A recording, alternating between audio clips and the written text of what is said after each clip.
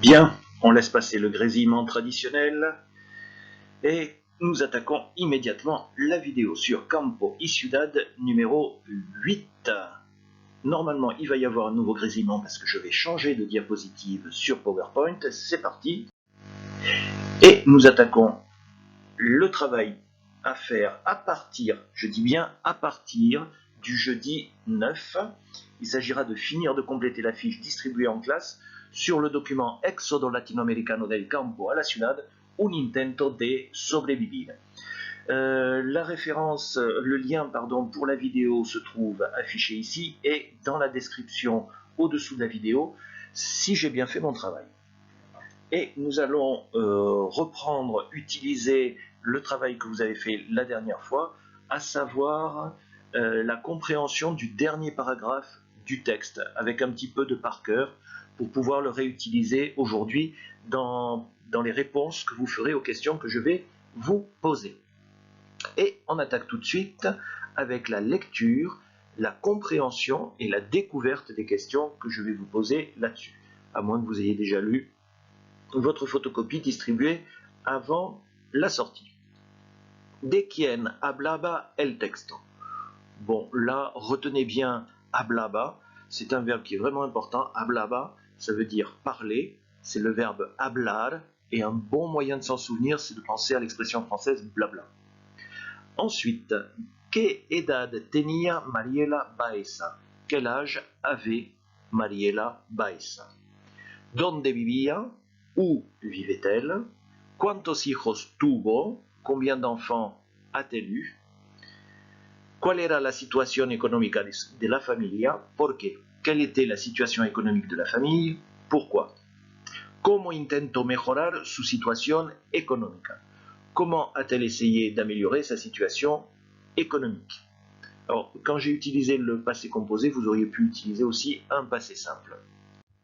On va continuer maintenant avec les points de langue qui se trouvent dans les questions. Parce que, oui, je sais, les questions, c'est embêtant, ça vous demande du travail, et vous n'aimez pas travailler, ce qui est mal, mais en même temps, les questions vous offrent des tas de solutions, notamment de langue. Ça vous donne du vocabulaire, ça vous donne des verbes qui sont déjà conjugués, et franchement, c'est vraiment plus facile de répondre à une question plutôt que d'inventer directement un petit discours, une petite description ou un petit texte.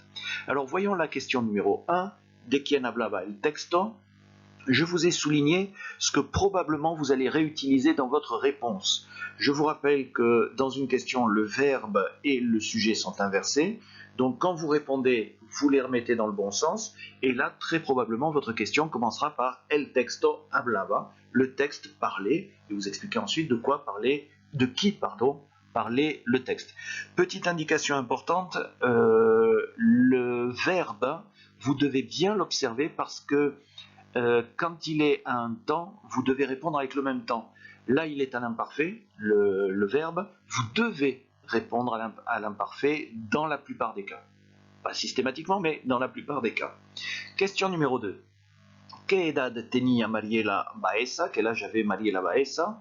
Donc j'ai souligné, même chose, ce que vous allez réutiliser dans la réponse. Le verbe est à l'imparfait, vous devez répondre à l'imparfait également. J'attire votre attention sur le mot edad qui veut dire l'âge. Et dans votre réponse, vous n'utiliserez pas ce mot-là, mais enfin, il faut quand même le connaître. Donde vivía? Question numéro 3. Où vivait-elle? Là, je n'ai souligné que le verbe vivre à l'imparfait, parce qu'il n'y a pas beaucoup plus de difficultés. ¿Cuántos hijos tuvo? Combien d'enfants a-t-elle eu? Alors, j'attire votre attention particulièrement sur le verbe tuvo, parce que là, on est passé au passé simple. Je l'ai traduit par un passé composé. Normalement, je devrais dire non pas combien d'enfants a-t-elle eu, mais combien d'enfants eut-elle? Ce qui peut sembler un petit peu bizarre, vous n'avez pas l'habitude en français d'utiliser le passé simple. Donc, voilà pour cette question-là. L'avant-dernière question, ¿cuál era la situación económica de la familia? ¿Por qué? Quelle était la situation économique de la famille? Pourquoi? Deux questions, deux réponses. Attention. Des fois, il est possible de réunir la réponse en une seule phrase avec deux propositions que vous allez relier par l'expression parce que. Le verbe est à l'imparfait, era, c'est un verbe irrégulier, faites attention. Et là, je vous ai souligné uniquement la familia, parce que je pense que ça serait éventuellement la réponse la plus simple de commencer par la familia. Vous pouvez commencer par la situation economica de la familia et utiliser le verbe era, le verbe être, le verbe ser. C'est possible également de faire comme ça. Par contre, attention, quand vous répondez, vous ne devez pas vous contenter de recopier la phrase du texte. Vous ne devez pas non plus recopier une portion du texte qui soit trop longue. Même si c'est un bout de phrase, s'il est très long, en général, c'est pas bon. Vous devez absolument, c'est ce qu'attendent des professeurs d'espagnol, produire, construire, fabriquer une phrase personnelle. Ça doit être votre phrase à vous. Ça ne vous empêche pas de réutiliser quelques éléments du texte. Ça, au contraire, ça peut faire très très bon effet. Mais la phrase doit être personnelle, originale. Donc attention à ça. Dernière phrase, que je n'oublie pas de faire clic. Como intentó mejorar su situación económica? Comment essaya-t-elle d'améliorer sa situation économique? Alors là, le verbe intentar qui est au passé simple, n'oubliez pas l'accent, le verbe intentar qui est au passé simple, regardez bien sa construction, c'est intentar plus infinitif, directement, alors que ça veut dire essayer de plus infinitif en français. Le français intercale la préposition de entre le verbe essayer et l'infinitif, pas en espagnol. Intento plus votre verbe à l'infinitif.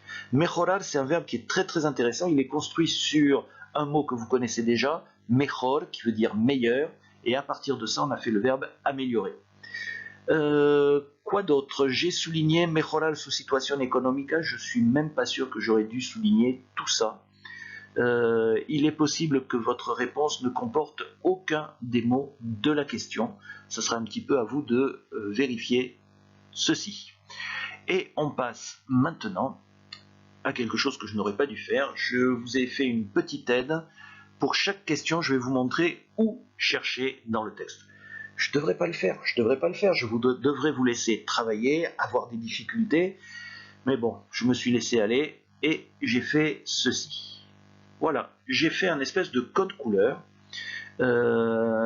Pour chaque question, j'ai mis une couleur et je vais faire apparaître plus loin le texte.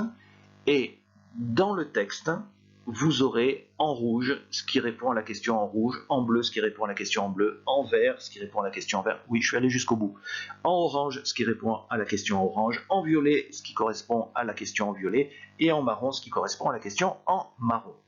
Donc, ça devrait pas mal vous faciliter les choses. Encore une fois, des phrases de réponse personnelles et originales. Et alors, dans votre texte, ça donne ceci. Voilà, en rouge, en bleu, en orange, en vert, en violet, en marron, les différentes réponses possibles et utilisables. Petite précision, pour la réponse en vert, vous pouvez voir qu'il y en a une partie qui est soulignée. Vous avez plusieurs options, vous pouvez faire une réponse longue en utilisant tout ce qui est en vert. Et par contre, si vous voulez faire une réponse courte, ce qui est souligné, c'est vraiment le minimum à donner. Vous ne pouvez pas utiliser moins. Voilà donc pour ce qui est de ce document. Vous rédigez vos réponses soit sur la photocopie, soit sur votre cahier, par écrit. Et puis je vais vous souhaiter maintenant bon courage puisque nous avons fini ce document-là. La prochaine vidéo normalement devrait porter sur un nouveau document, mais sur le même sujet. Ça nous permettra de réutiliser éventuellement ce que vous avez vu ici sur le prochain document et de progresser sur une thématique qui est assez importante. Que vous pouvez réutiliser par exemple en géographie, puisqu'il s'agit ici de l'exode rural. En Amérique latine, beaucoup de personnes vivant à la campagne étaient beaucoup trop pauvres. Elles ont été obligées d'aller se réfugier, entre guillemets, en ville pour trouver du travail. Elles y ont vécu dans des conditions extrêmement difficiles, souvent dans des bidonvilles, et petit à petit ont essayé d'améliorer leur situation. Voilà, bon courage et on se retrouve pour une prochaine vidéo.